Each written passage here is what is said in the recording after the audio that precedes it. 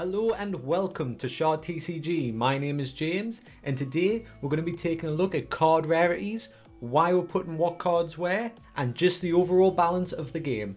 So of course we're going to start with common. So we're going to go to here, click common, bring down the filter, and these are all our common cards.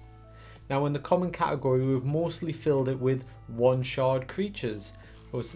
We have to go a bit further down before we start getting to them. One shard creature, there's a two shard, one shard, one shard. You get the picture.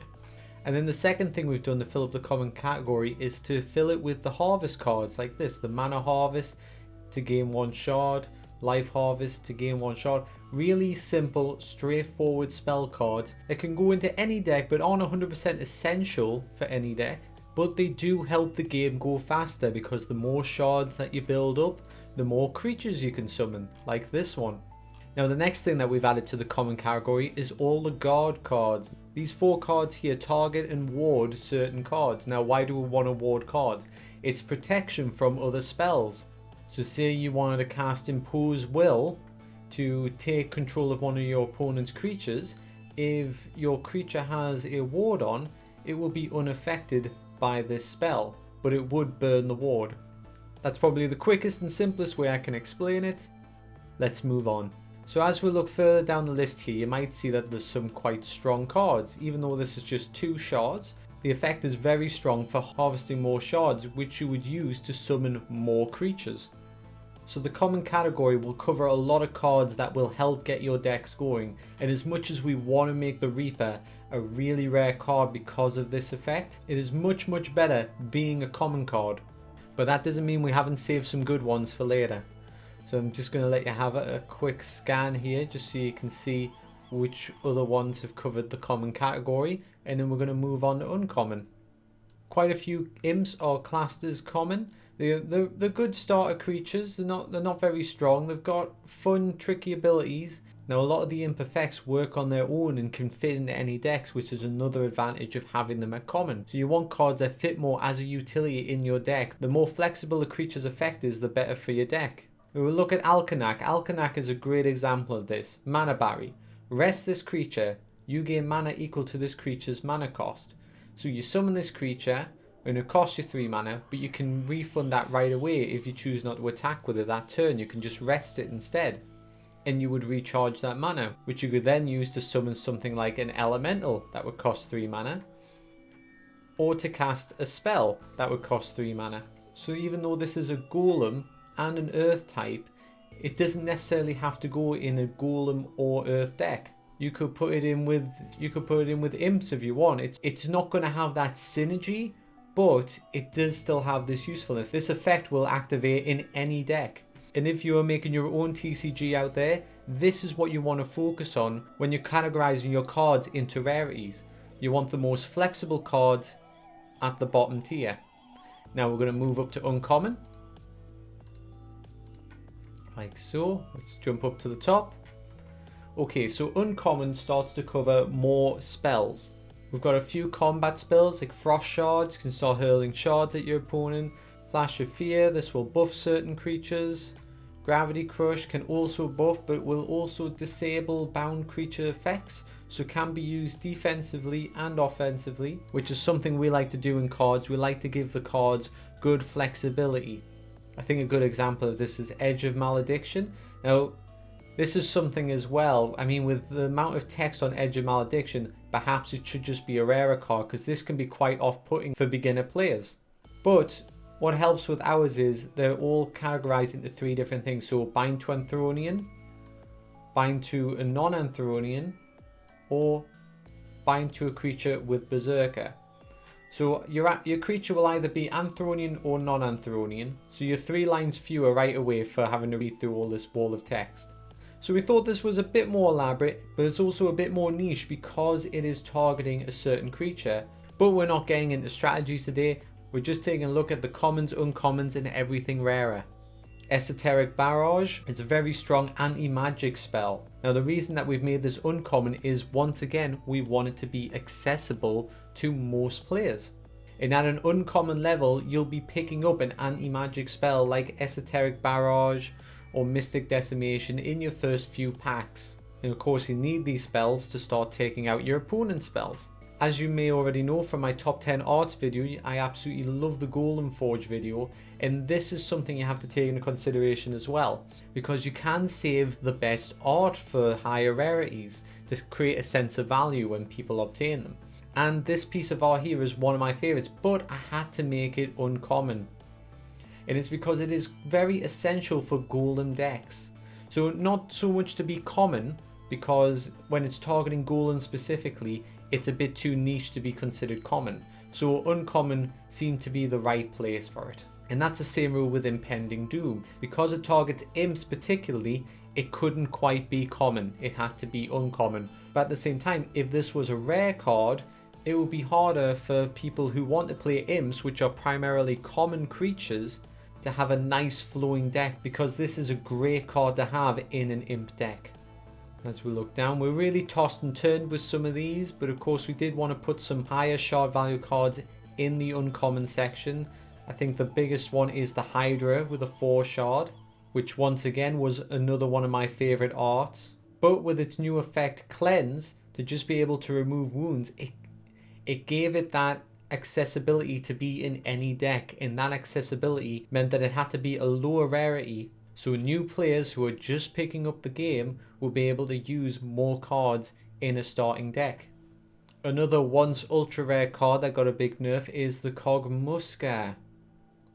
And when I say nerf, I mean nerf the rarity from a 4 dot symbol to a 2 dot symbol right here.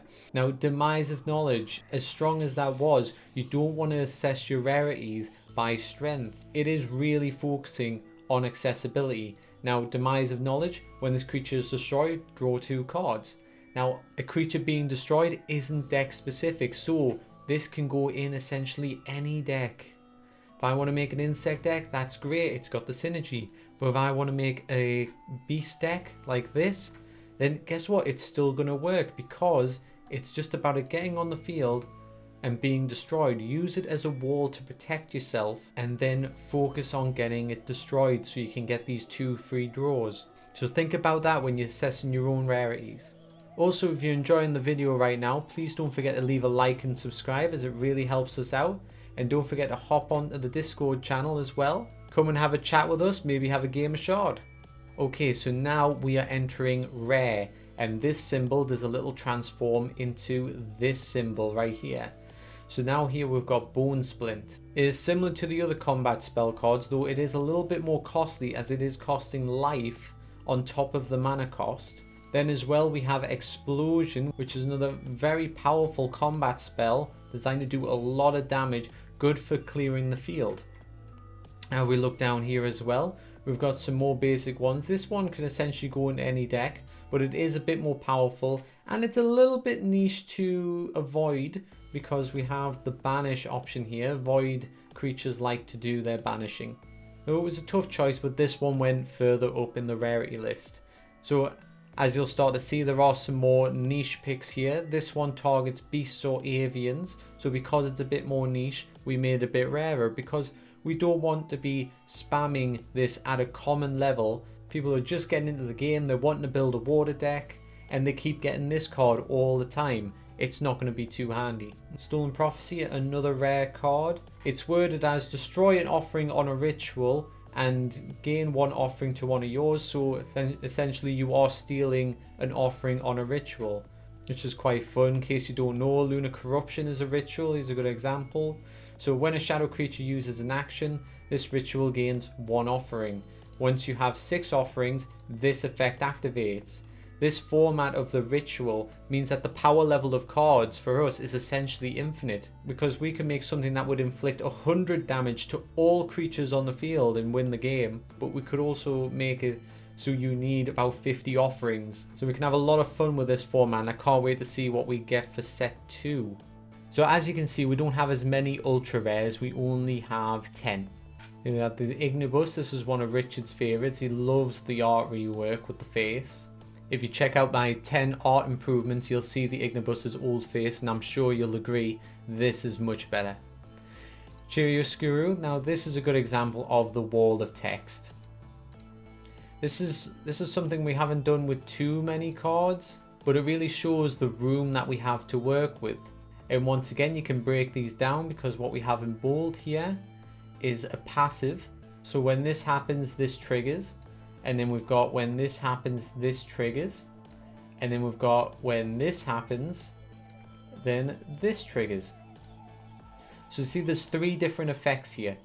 Now we have the Minorium Blade here. Now this gained its ultra rare category partly because of its nice art. The text isn't too complex, but it is a bit more niche. Once again, it's Anthronian or Golem. So if you're not using an Anthronian deck or a Golem deck, I can't see you having much interest in this card. But at the same time, if somebody does have an Anthronian or Golem deck, and this card is harder to obtain, this makes a good trading card. Trade it to your mates, maybe get yourself a nice Ignibus if you prefer the dragons. Then we've got Tethril, another quite strong card, but we also have some lower level cards as well, like the Necrovore and the Ostermine, which is a 2 shard card, as well as the Erebrax, which is another 2 shard card. And then we're going back up to being strong again with the Naxxramas here, and which has got quite a strong effect, but like we said before, we don't want to just put powerful cards in the strongest slots. And now we move on to our final rarity. We have Legendary. Here we are. So we've got the Draconax and the Amalgalich, which are our 2 5-shard creatures. Now I know I've been talking about not locking powerful cards behind a rarity wall, but even though the Draconax and the Amalgalich are quite powerful, their effects are very niche to their own types. This one, Dragon Lord, only helps dragons. It helps to summon the dragons, and the Amalgalich has Gravewaker, which helps to summon undead. So because they're niche, it's not too bad. There is no guarantee in future sets that we will be putting the 5-shard creatures at legendary level. Though that is something that we like because we like to value these creatures. But we feel that lower level shards may cover that legendary title with a more powerful and perhaps more open effect. But there we have it. That's a little look over the Shard TCG rarities and the reasons and thought processes behind each rarity. I hope this information has been enough to satisfy you, and we hope to see you next time for some more Shard TCG.